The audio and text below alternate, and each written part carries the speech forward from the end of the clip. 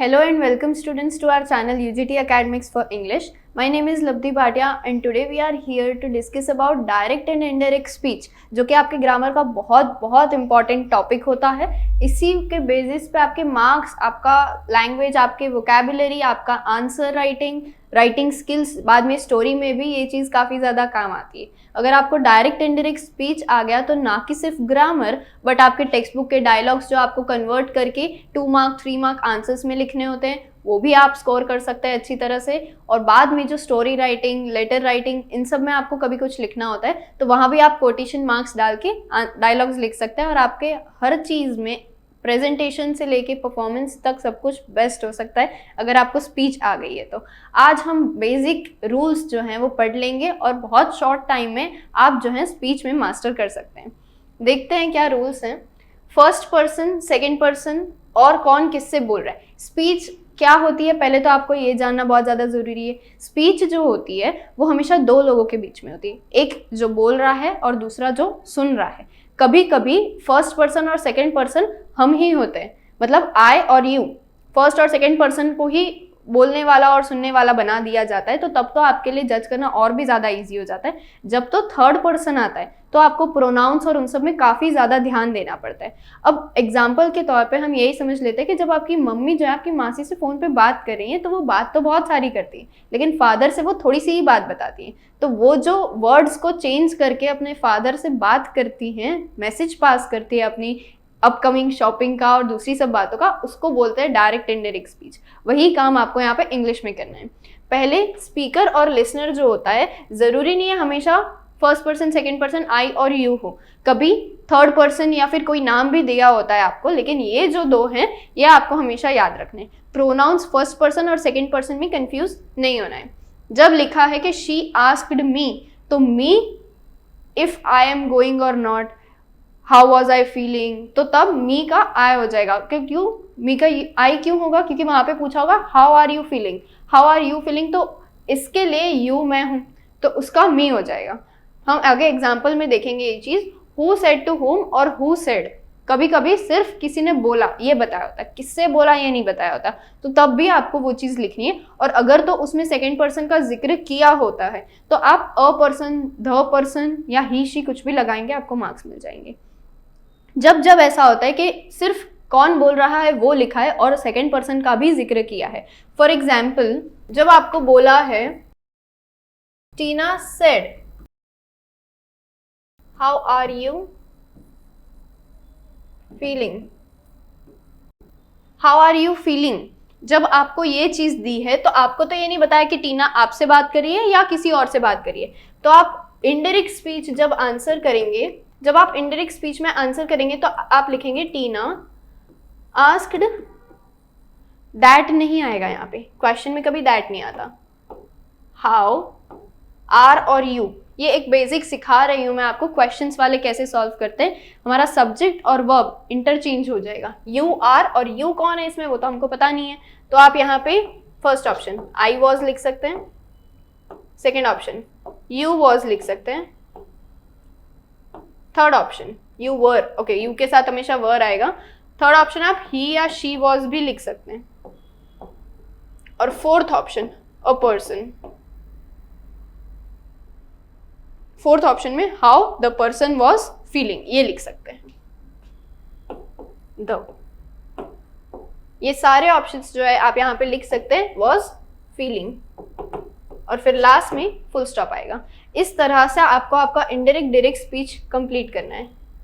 Okay, the teacher said to students here is map of India, here is map of India, ये teacher जो है बता रही है कि ये रहा मैप ऑफ इंडिया। तो जब इसको स्टूडेंट्स को बता रही हैं, तो जब हमको दिया होता है कि किसको बता रही है, तो एक तो सेंटेंस देख के हमको पता चलेगा कि उसमें एक्सप्रेशन कौन सा लगाना है। ये नॉर्मल सेंटेंस है, हम सेड, टोल्ड, इन्फॉर्म्ड, अनाउंस, ये सब डिक्लेयर्ड, ये सब वर्ड्स इसमें डाल सकते हैं। तो सेड का टोल्ड तभी होगा जब आपको बाद में दिया है लिसनर कौन है वो, जब नहीं दिया तो आप सेड, इन्फॉर्म्ड, अनाउंस ये सब चीज़ें लिख सकते हैं, ये सब एक्सप्रेशंस मेंशन कर सकते हैं। दैट जो है वो डिक्लेरेटिव सेंटेंस का मेन वर्ब होता है, ये तो आपको ज्वाइन करने के लिए कनेक्टिव वर्ड्स में जरूर लिखना रहता है। The teacher told the students that here, अब जब आप चेंज करेंगे तो टीचर ने बोला कि ये रहा, तो आप बोलेंगे वो वहाँ था, वो वहां था का हियर का देयर हो जाएगा, इसका was the map of India. बाकी कोई भी वर्ड आपको एक्स्ट्रा यूज करना नहीं है। अब यहाँ पे एक एरर है, जैसे कि मैंने बोला यहाँ पे आपको कोई भी वर्ड एक्स्ट्रा यूज नहीं करना है। तो हमारी बात हुई the teacher told said to students, तो टोल्ड स्टूडेंट्स, ये एरर है यहाँ पे। ये चीज आपको ध खुद से नहीं लगाना है, और स्टूडेंट्स लिखा है तो आप स्टूडेंट नहीं कर सकते। That there was the map of India, यहाँ तो द नहीं दिया है, तो फिर यहाँ भी आप द जो है वो नहीं लगा सकते। ये चीज का खास ध्यान रखिए, काफी सारे बच्चे यहाँ पे गड़बड़ कर देते हैं, अ बॉय कर देंगे, द गर्ल कर देंगे। आपको खुद की मर्जी से कोई भी आर्टिकल नहीं लगाना, ना ही आपको ऑफ, इन, ये सब वर्ड्स लगाने। जैसा सेंटेंस दिया है उसमें चेंजेस करके एज इट इज आपको बाकी का कॉपी करना रहता है। Next we will see type of sentence और उनके ज्वाइनिंग वर्ड्स। किस तरह के सेंटेंस में किस तरह के वर्ड्स से आप ज्वाइन करेंगे। ज्वाइनिंग वर्ड्स मतलब जो हमारा दैट हमने देखा, सब बच्चों की आदत होती है कि उनसे कैसा भी सेंटेंस दे दिया हो वो उसमें दैट लगा देते हैं। ऐसा नहीं है। जब डिक्लेरेटिव सेंटेंस, डिक्लेरेटिव मतलब जब आपके इस तरह की कुछ बात अनाउंस करते हुए सेंटेंस होते हैं तभी आप दैट लगाएंगे। अदरवाइज जब आपको कुछ सवाल पूछ रहे हैं, अगर तो आपका सवाल जो है वो is, am, are, was, were, do, does, did, has, have, had या फिर किसी भी मॉडल से शुरू हो रहा है, will you go to the party, ऐसा कुछ शुरू हो रहा है, तो ना कि सिर्फ टेंस आपका चेंज होगा बल्कि आप इफ लगाएंगे ज्वाइनिंग वर्ड्स के टाइम। और अगर तो आपका व्हाट, व्हाई, हाउ, हु इनसे शुरू हो रहा है तो आप कुछ भी नहीं लगाएंगे, आप सीधा व्हाट, व्हाई, हाउ, हु जो दिया है वही का वही वर्ड डालेंगे और टेंसेस और वर्ब्स को इंटरचेंज करके लिख देंगे, जैसे हमने अभी डिस्कस किया। थर्ड आपका आता है इम्परेटिव। इम्परेटिव मतलब ऑर्डर, कमांड, रिक्वेस्ट, इस तरह के जो स्टेटमेंट्स होते हैं। Go shut the door, the teacher told to shut the door, तो उसमें आप टू लगाते हैं। अच्छा, अब टीचर बोलिए डोंट टॉक, तो डोंट जैसे जो सेंटेंस आ जाते हैं कि do not touch the plant, do not talk, तो तब आप लिखेंगे the teacher ordered to not to talk, to not to talk उस टाइम पे आप लिखेंगे। तो टू जो है आपका स्टार्टिंग वाला जो टू है ये आपका ज्वाइनिंग वर्ड है और ये जो है ये डोंट को सिग्निफाई करेगा। Next is punctuation. तो इनडायरेक्ट स्पीच में आपको सिर्फ और सिर्फ फुल स्टॉप और कॉमा ही अलाउड होता है, बाकी कोई भी सेंटेंस का पंक्चुएशन आप यहाँ पे नहीं लाएंगे, आप उनको एक्सप्रेशंस में चेंज कर देंगे। एक्सक्लेमेशन मार्क है, क्वेश्चन मार्क है, हाइफन है, इन सब को आप एक्सप्रेशंस में चेंज कर देंगे, वर्ड्स में चेंज कर देंगे, पर आप यहाँ पे कुछ भी नहीं अप्लाई करेंगे। नेक्स्ट पॉइंट जो ध्यान में रखने का होता है वो होता है मेंटेनिंग द मूड। मूड मतलब एक्सप्रेशंस। जैसे कोई बात अगर बता रहे हैं तो टोल्ड, सेड, इन्फॉर्म, अनाउंस, ये 4 वर्ड आप लगा सकते हैं। सवाल के लिए आप आस्क्ड, क्वेश्चन और इंक्वायर्ड लगा सकते हैं। और ऑर्डिनरी सेंटेंस, ऑर्डिनरी मतलब जैसे same, said, told, stated, inform, announce, ये सब लगा सकते हैं। कमांड कर रहे हैं तो ऑर्डर्ड या कमांडेड लगा सकते हैं। रिक्वेस्ट के लिए फिर आप रिक्वेस्टेड लगा सकते हैं। अगर तो आपका सेंटेंस शुरू हो रहा है ऐसे, यस आई विल कम, इस चीज को अगर आपको इंडायरेक्ट करना है तो आप बोलेंगे she said with positive response that she would come. Will जो है उसका वुड हो जाएगा और आप लिखेंगे शी वुड कम, क्योंकि मैं बोल रही हूँ यहाँ पे और आपको पता है कि गर्ल बोल रही है। यही अगर यस का नो होता तो आप लिखेंगे शी डिनाइड या she refused and she would not come, she would not. यहाँ पे विल नॉट होता तो आप लिखते वुड नॉट कम। और फिर अगर बाद में कोई भी और सेंटेंस है, जैसे सॉरी से शुरू हो रहा है तो आप सॉरी नहीं लिखेंगे। The student said to the teacher sorry ma'am, तो आप लिखेंगे the student apologised to the teacher, फिर सॉरी मैम नहीं लिखेंगे आप। इस तरह से आपका पूरा स्पीच के एक्सप्रेशंस जो हैं वो बहुत ज़्यादा इंपॉर्टेंस रखते हैं। यहाँ स्टार्टिंग में ही पता चल जाता है कि आपका आगे का आंसर राइट होने वाला है या नहीं। तो मेक श्योर कि आप इसमें कोई भी गलती नहीं करते हैं। Next slide, changes to be made में आते हैं 4 टाइप के, प्रोनाउंस, टेंसेस, मॉडल और वर्ड्स। मॉडल में हमने देखा कि विल जो है वो वुड में चेंज हो जाता है। टेंसेस में हमने देखा कि इज जो है वो वॉज में चेंज हो जाता है। प्रोनाउंस भी चेंज हो जाते हैं, यू आई बन जाता है, आई ही बन जाता है, बहुत सारे। जैसे कोई एक ही इंसान खुद ही के बारे में बात कर रहा है, Raj said I am happy today.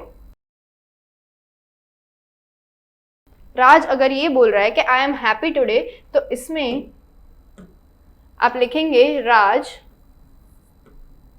Stated that he, आई जो है वो यहाँ पे ही बन जाएगा, ही वॉज हैप्पी। और इसके अलावा भी कुछ चेंजेस आते हैं, एक्स्ट्रा चेंजेस जिसको बोलते हैं, वो होते हैं टुडे हो जाएगा दैट डे। टुडे जो है आपका वो दैट डे में बदल जाएगा। ये चेंजेस हम आगे जाके पढ़ेंगे वर्ड्स, मॉडल्स, टेंसेस और प्रोनाउंस के। प्रोनाउंस में आप देखेंगे कि थर्ड पर्सन, हमने फर्स्ट और सेकंड पर्सन तो डिस्कस कर लिया, थर्ड पर्सन जब आता है यहाँ पे अगर कुछ ही दिया है, I will talk to him, तो ही, हिम, हिज लगाएंगे। गर्ल में शी, हर लगाएंगे। न्यूट्रल सीज का इट जो है वो दैट में कन्वर्ट नहीं होता है, वो इट ही रहेगा। और प्लूरल अगर है तो दे, देम, देयर। या अगर प्लूरल में हम भी इंक्लूडेड हैं, अगर तो प्लूरल किसी वर्ब में हम भी इंक्लूडेड है तो वी आता है, talk to us and our house. ये तीन भी आपके प्रोनाउंस में ही कैलकुलेट होते हैं और आपको ये भी लिखने होंगे। नेक्स्ट अगर देखेंगे तो आपके टेंसेस में क्या क्या चेंजेस होते हैं ये पढ़ेंगे। फ्यूचर टेंस में कोई चेंज नहीं होता है, विल जहाँ जहाँ भी दिया है वहाँ वहाँ वुड लग जाएगा। मेन चेंज होता है प्रेजेंट और पास्ट टेंस में। प्रेजेंट सिंपल पास्ट सिंपल बन जाएगा, पास्ट सिंपल जो है आपका वो पास्ट परफेक्ट बन जाएगा, और प्रेजेंट परफेक्ट जो है वो पास्ट परफेक्ट बन जाएगा। सिमिलरली पास्ट परफेक्ट में कोई चेंजेस नहीं होते हैं, प्रेजेंट कंटिन्यूअस पास्ट कंटिन्यूअस बनता है, और जो ऑलरेडी पास्ट कंटिन्यूअस में वो पास्ट परफेक्ट कंटिन्यूअस में बदल जाता है। ओके, इसके एग्जाम्पल्स जो है हम नेक्स्ट स्लाइड में देखेंगे किस तरह से हमें देखने होते हैं। नेक्स्ट स्लाइड में हम देखेंगे मॉडल्स और वर्ड्स जो हमको ध्यान में रखने हैं, चेंज करने हैं। आपके डायरेक्ट मॉडल्स होते हैं विल, कैन, शैल, मे और मस्ट। आगे उनको जब इनडायरेक्ट में आपको कन्वर्ट करना होता है तो आप विल को वुड बना देते हैं। Similarly could, should, might, must, ये सब भी आपके चेंजेस होते हैं। एक जो माइनर सी गलती सब बच्चे करते हैं जिसके उनको कभी मार्क्स नहीं मिलते और वो समझते हैं हमने तो यही पढ़ा है, मस्ट का चेंज होता है। लोग समझते हैं कि मस्ट जो है उसकी कोई जोड़ी नहीं बनती, वो अकेला रह जाता है, लेकिन ऐसा नहीं है। मस्ट जो है वो आउट टू में बदल जाता है, OUGHT, आउट टू। मैं ये चीज़ कंपल्सरी करने वाला था बट नहीं हो पाया, आई मिस्ड इट, तो उसके लिए जो है O2 लगता है। और ये सारे अगर तो आपको डायरेक्ट में ऑलरेडी पास में दिया है तो इनको आप वापस रिवर्स नहीं करेंगे। अगर डायरेक्ट में आपको वुड ही दिया है तो वो वुड ही रहेगा, अगर तो विल दिया है तो वो वुड में चेंज होगा। और ये चेंजेस जो है आपको लर्न करने रहेंगे। वर्ड्स जो है नाउ, देन हो जाता है, हियर, देयर बन जाता है, अगो, बिफोर बन जाता है, टुडे वाले जितने भी हैं वो सब दैट में, और टुमारो वाले नेक्स्ट डे, येस्टरडे वाले प्रीवियस डे। ये सब जो है आपको बहुत अच्छी तरह से लर्न करने रहेंगे। ये पूरा का पूरा टेबल आप लिख लीजिए ताकि आपको ध्यान में रहे। नेक्स्ट स्लाइड में हम देखेंगे कुछ बेसिक फैक्ट्स। जैसे बेसिक और यूनिवर्सल फैक्ट जो होते हैं कि जो चीज़ तो हर वक्त होती, अर्थ रोटेट्स अराउंड दी सन, तो वो हर वक्त ही चलता है। वो ऐसी कोई पुरानी बात नहीं है कि उन्होंने तब कही थी तो अब वो चीज़ पुरानी हो गई है, वो हर वक्त रहता है। तो वो चीज़ जो है वो आप टेंसेस उसमें चेंज नहीं करेंगे। The teacher said the sun rises in the east, तो यहाँ भी सन राइजेस ही रहेगा, क्योंकि अब ऐसा नहीं है कि सन वेस्ट से उग रहा है या नॉर्थ से उग रहा है, अभी भी जो सन है वो ईस्ट से ही राइज करता है। Mother said honesty is the best policy, तो ऑनेस्टी जो है वो किसी भी टाइम में हमेशा बेस्ट पॉलिसी रहने ही वाली है, कभी पुरानी नहीं होने वाली ये बात। और ये वो शॉर्टकट्स है जिन बच्चों को टेंसेस की फॉर्मूला याद नहीं होते हैं, जिनको ये बाइफर्गेट करना मुश्किल पड़ता है कि सिंपल प्रेजेंट किसको बोलेंगे और पास्ट कंटिन्यूअस किसको बोलेंगे, तो आप ये टेबल जो है ये लर्न कर लीजिए। ये आपके लिए बहुत इजी टू कन्वर्ट होगा। आपको जैसे ही इज दिखे आप उसको वॉज कर दीजिए, जहां आपको डू दिखे या तो आप उसको डिड कर दीजिए या तो आप फॉर्म चेंज कर दीजिए। यहाँ पे कुछ बच्चे कैसी गलती करते हैं कि do I like T, question में जब ये आता है तो आगे जो भी बोल रहा है वो आपका एज इट इज कॉपी रहेगा, आस्क्ड करके आप लिखेंगे। इफ आई, तो आई इसमें चेंज हो जाएगा जो भी पर्सन है। इफ यू या इफ ही, तो ये जो है साथ में आ जाएगा। डू लाइक का डिड लाइक कर देंगे हम, लेकिन डिड लाइक जैसी कोई चीज़ नहीं होती। अगर तो डिड नॉट होता तब तक बात ठीक थी, लेकिन तो फिर डिड जो है वो कैंसिल होके यहाँ पे V2 बन जाएगा। इफ आई लाइक्ड टी, और फिर फुल स्टॉप आ जाएगा। इस तरह से आपको आपकी डायरेक्ट और इनडायरेक्ट स्पीच जो है वो चेंज करनी है। और हैज, हैव जो है वो हैड में चेंज हो जाएंगे, हैड चेंज नहीं होगा, वो हैड ही रहेगा। Next we will see examples, जो कि आपको बहुत ईजी पड़ेंगे चेंज करने में। तो आपको एक बेसिक एग्जाम्पल्स पता चल जाए, उसके बेसिस पे आप आगे आपकी टेक्स्ट बुक के एग्जाम्पल्स कन्वर्ट कर सकते हैं। He said I will wash my teeth, वो बोल रहा है कि वो अपने टीथ जो है वो वॉश कर लेगा, बाद में कर लेगा। विल जो है वो वुड में हो जाएगा कन्वर्ट, बाकी वॉश का हम वॉश नहीं करेंगे क्योंकि वुड आ चुका है, वुड आ गया। कोई भी मॉडल के साथ हमेशा वर्ब जो है वो प्रेजेंट फॉर्म में ही रहता है अपने। He said that he would wash his teeth. Personal pronoun सारे, पॉजिटिव प्रोनाउन और पर्सनल प्रोनाउन पे आपको बहुत ज्यादा ध्यान रखना है। नेक्स्ट सेम एग्जांपल है दलजीत सेड टू खुशी, लेकिन किससे बात हो रही है ये आपको पता चल गया है। दलजीत टोल्ड खुशी that he had finished his work, कि उसका काम जो है वो खत्म हो चुका है।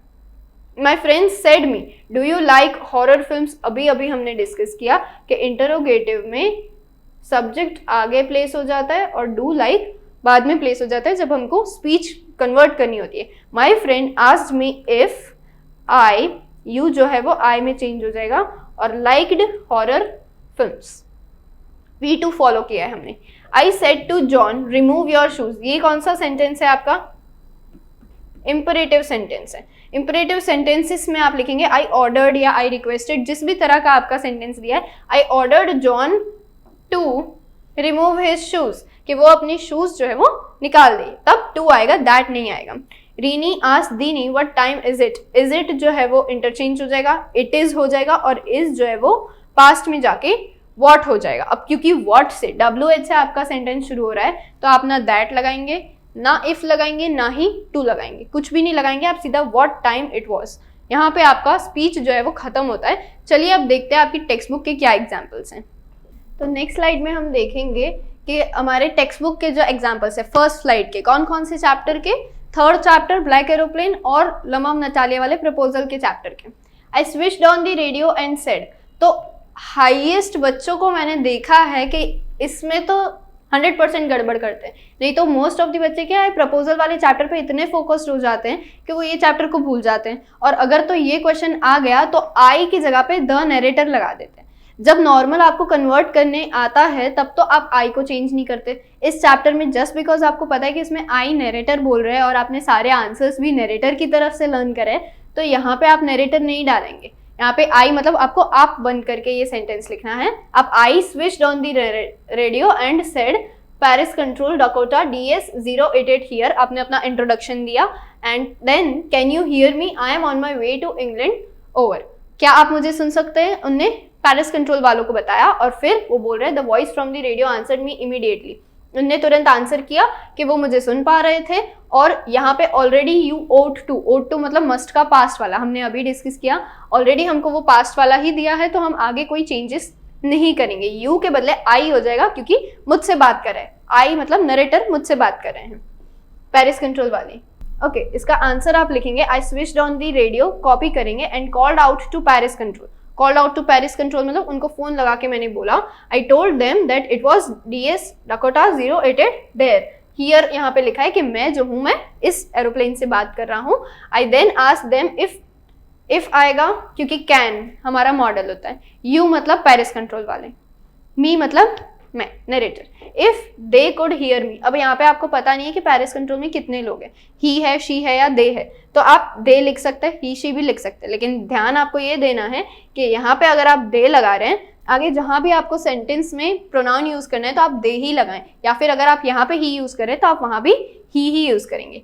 They could hear me, finally I told them, यहाँ पे जैसे आपने दे लगाया तो दे के प्रोनाउन के लिए आपको देम ही लगाना है, that I was on my way, I am on my way का यहाँ पे वॉज हो जाएगा, on my way to England, the message was over. और यहाँ पे ओवर जो लिखा है आप या तो इसको स्किप कर सकते हैं, पर अगर आप स्किप नहीं करते, आपको सब कुछ लिखना है तो आप लिखिए द मैसेज वॉज ओवर। सिर्फ फुल स्टॉप करके ओवर लिखेंगे तो उसके आपके मार्क्स कटते हैं क्योंकि वो चीज़ की कोई इंपॉर्टेंस ही नहीं रहती। या तो आप वो पूरी बात को स्किप कर दीजिए, आप ओवर का मेंशन ही मत कीजिए, या फिर आप मैसेज वॉज ओवर लिखिए। The voice from the radio answered me immediately, ये तो ऊपर से कॉपी होगा, and then acknowledged that, acknowledge मतलब उनने मुझे बताया कि आई वॉज DS088, उनने कंफर्म किया वो चीज़, and I can hear you, I मतलब वहाँ पे जो भी इंसान है, ही शी या दे, हमने आगे दे लगाया, and informed me that he could hear me. तो यहाँ पे ही नहीं लिख सकते हम, दे लिखना पड़ेगा हमको,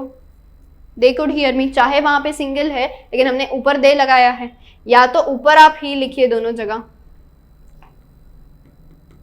ठीक है।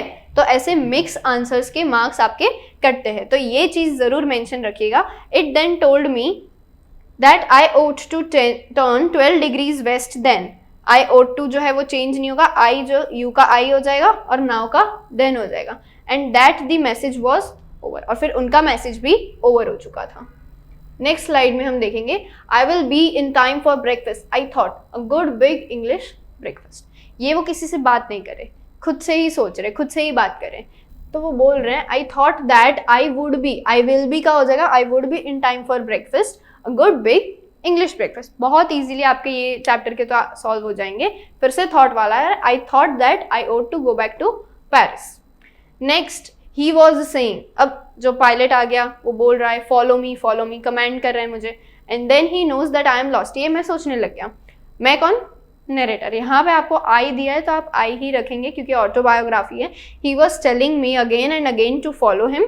I thought that he knew, knew हो जाएगा, नोज का प्रेजेंट टेंस का पास्ट हो जाएगा, that I was lost, that I was lost, and that he was, he is trying का he was trying to help me, कि वो सोच रहा था कि वो मेरी हेल्प करे, शायद वो मेरी हेल्प के लिए ही आया होगा। नेक्स्ट आपको बोल रहे हैं another aeroplane up there in the storm. कौन बोल रहा है ये, जो वहां पे कंट्रोल रूम में बैठे थे वो लेडी बोल रही है। Up there in the storm no other aeroplane were flying tonight, कि कोई भी और एरोप्लेन आज फ्लाई नहीं कर रहे थे। इसके आंसर में आप लिखेंगे, क्योंकि आपको पता है कि ये कोई लेडी बोल रही है, आपको यहाँ पे भी लिखा होगा शी आस्क्ड मी, क्वेश्चन में टाइप नहीं है बट एग्जाम में जरूर टाइप रहेगा।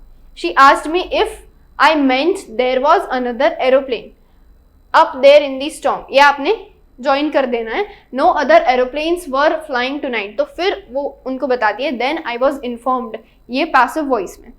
आप इसको एक्टिव वॉइस में भी लिख सकते हैं, that then she told me that, या then she informed me that no other aeroplanes, were का वर रहेगा, देन आई वॉज इन्फॉर्म्ड, ये जो है ये पैसिव वॉइस में। आप एक्टिव वॉइस में भी लिख सकते हैं that then she informed me that no other aeroplanes, यहाँ पे वर है तो जो बच्चे वर की गलती करते हैं,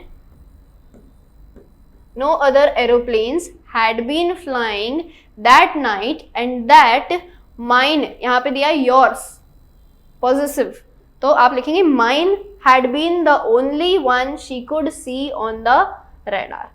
आई कौन है इसमें, वो लेडी है, तो वो देख सकती थी, वैसा मेरा इकलौता एरोप्लेन था। नेक्स्ट चैप्टर में आ जाते हैं हम, लमो वाले चैप्टर में। I have come only to see you, तो इसमें यहाँ पे ज्वाइनिंग वर्ड लगेगा, आई हैव चेंज होगा, सी यू चेंज होगा, यहाँ पे हम लिखेंगे एड्रेस्ड रिस्पेक्टफुली, एंड देन उनने रिप्लाई किया तो आर और यू जो है अपना इंटरचेंज हो जाएगा। देखते हैं आंसर क्या है। लमव respectfully told Stepan Stepanovich that he had come only to see him. I लमव है तो ही हो जाएगा, हैव का हैड हो जाएगा। Chubukov then asked why he was in the evening dress as if, why are you का यू आगे आ जाएगा, व्हाई ही और आर का पास्ट वॉज, जैसे हमने डिस्कस किया, in the evening dress as if he was paying a new year eve's visit. Next, Natalia I have notice that those hunters argue most who know the least. हमने पहले भी ये question जो है ये डिस्कस किया हुआ है। नटालिया आई हैव नोटिस, तो आई जो है इसमें ये आई हैव नोटिस चेंज होगा, those hunters who argue the most no the least, उनको सबसे कम पता चलता है, तो ये जो है ये पास्ट हो जाएगा, ये पास्ट हो जाएगा और आगे पास्ट परफेक्ट हो जाएगा। लमा ने रिप्लाई किया उनको कि आप प्लीज शांत रहिए नहीं तो मेरा हार्ट जो है वो पीसीस में चला जाएगा। लमा okay, Natalia said that she had notice that those hunters argued most who knew least. लमा respectfully told Natalia to be silent. His heart was going to pieces and then he shouted at her to shut up. आप please बोलिए मत, उनने बहुत politely उनको शांत करवाया था इधर। नेक्स्ट क्वेश्चन, चुबुको बोल रहे हैं Squeezer got left behind because the count's whipper in hit him with his whip. वो किसी पास्ट इंसिडेंट के बारे में याद कर रहे थे तब ये डायलॉग की बात हुई थी। And with good reason the dogs are running after a fox when Squeezer goes and starts worrying a sheep। वो लमॉक जो है वो बाद में उनको चिढ़ाने लग जाते हैं। जब चुबुको अपने डॉग की डिफेंस करते हैं तो लमॉक उनको चिढ़ाने लग जाते हैं। चुबुको said that Squeezer had got left behind because The count's whipper in had hit him with his whip. Lamau said that he had done with good reason कि हाँ आप बहुत अच्छा बहाना बना के बात को टालने की कर रहे. The dogs were running after a fox when Squeezer went and started worrying a sheep. कि Squeezer तो तब sheeps को परेशान कर रहा था जब वहाँ पे एक रियल फाइट चल रही थी एनिमल्स के बीच में. तब Lamau बोलने लगे, Stepan Stepanovich, I implore you to tell me just one thing. Is your Squeezer overshot or not? Yes or no? वो एक पॉल पूछ रहे हैं उनसे. चुबोको बोल रहे हैं एंड सपोज ही इज, अगर है भी तो क्या. रीजन दे रहे हैं उनको, रीजन भी नहीं एक सिचुएशन दे रहे हैं कि अगर है भी तो तुमको क्या फर्क पड़ता है, वो सबसे बेस्ट डॉग है पूरे डिस्ट्रिक्ट का. Lamau implored to Stepan Stepanovich to tell him just one thing, whether his Squeezer was overshot or not. Chubukov counter asked मतलब उनको सामने एक क्वेश्चन पूछ लिया, डबल क्रॉस किया उनको. इफ सपोज ही वॉज, कि हाँ ठीक है तो. He also asked what it did matter. अब ये जो कुछ बच्चे करते हैं इसके मार्क्स नहीं मिलते. व्हाट इट मैटर्ड लिखना होता है हमको. He was the best dog in the district for all that. सबसे इंपॉर्टेंट बात उनके लिए ये थी कि वो बेस्ट डॉग है, तो हमने यहाँ पे इज का वॉज कर दिया है. ओके इसी के साथ आपके टेक्स्ट बुक एग्जाम्पल्स जो है वो खत्म होता है. आई होप आपको स्पीच इनडायरेक्ट डायरेक्ट जो है बहुत अच्छे से समझ आ गई है. All the best for your exams and boards.